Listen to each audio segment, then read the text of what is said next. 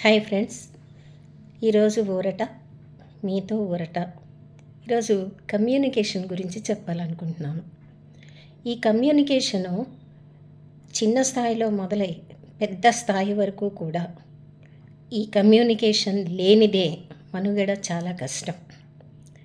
ఇక్కడ వీటిని కమ్యూనికేషన్లో ఈ కరెస్పాండెన్స్ అనేది అఫీషియల్, ప్రొఫెషనల్ ఈ రకంగా కేటగిరీ చేసినట్టయితే అవి తప్పనిసరిగా అంటే మ్యాండేటరీగా చేయాల్సినవి, జరగాల్సినటువంటి టైంకి జరగకపోతే కనుక నష్టం వాటిల్లుతుంది. అందులో సందేహం ఏం లేదు. ఇదే రకంగా ఈ కమ్యూనికేషను చాలామంది వ్యక్తులకి లింకప్ అయ్యి ఉంటుంది.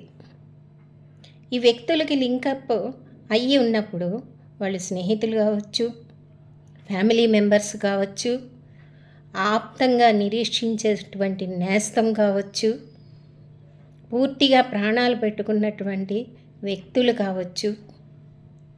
మీరు క్షేమంగా ఉంటేనే వారికి ఎంతో సంతోషం మొట్టమొదటిగా, లేకపోతే ఆందోళన, కలవరంలో వాళ్ళు పడిపోతూ ఉంటారు. అదే స్ట్రెస్కి మూలం. ఆ స్ట్రెస్ వల్ల అనేక రకాలైనటువంటి రుగ్మతలు మనిషిలో ప్రవేశిస్తూ ఉంటాయి.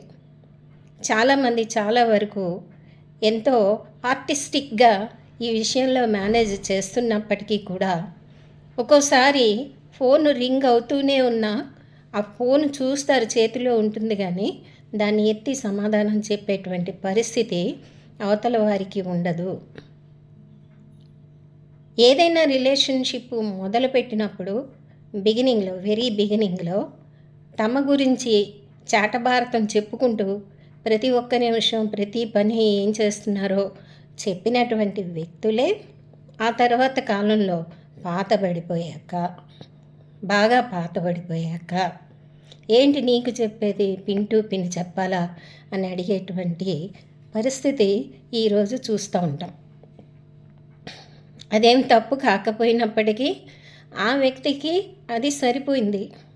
తాను అంచెలంచెలుగా డెవలప్ అయ్యాడేమో మనకు తెలియదు, డెవలప్ అయ్యిందేమో మనకు తెలియదు, కానీ యువతల వారికి మాత్రం అది ప్రాణాంతకంగా మారుతూ ఉంటుంది. ఒక్కోసారి దానివల్ల విపరీతమైనటువంటి టెన్షన్ పెరిగిపోయి అది చివరికి హార్ట్కి సంబంధించినటువంటి రుగ్మతలు కూడా అయ్యేటువంటి అవకాశం ఉంటుంటుంది.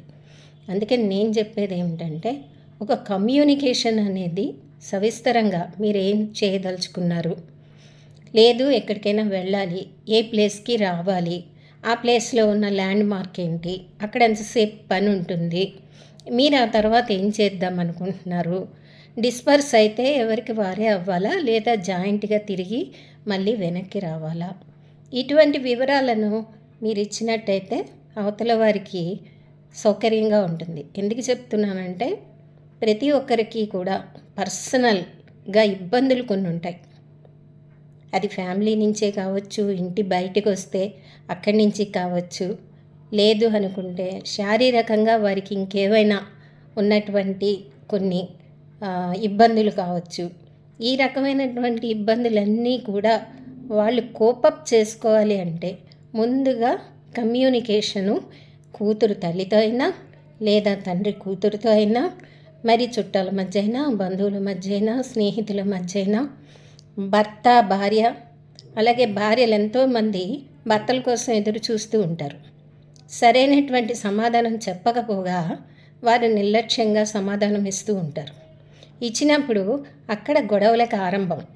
విలువ తగ్గిపోయిందా, విలువ లేదా, ఇటువంటి మాటలతోటి అది చాలా వరకు దారితీస్తుంది, అనేక రకాలైనటువంటి సమస్యలకు దారితీస్తుంది. కాబట్టి ఫ్రెండ్స్, కమ్యూనికేషన్ అనేది చాలా ఇంపార్టెంట్.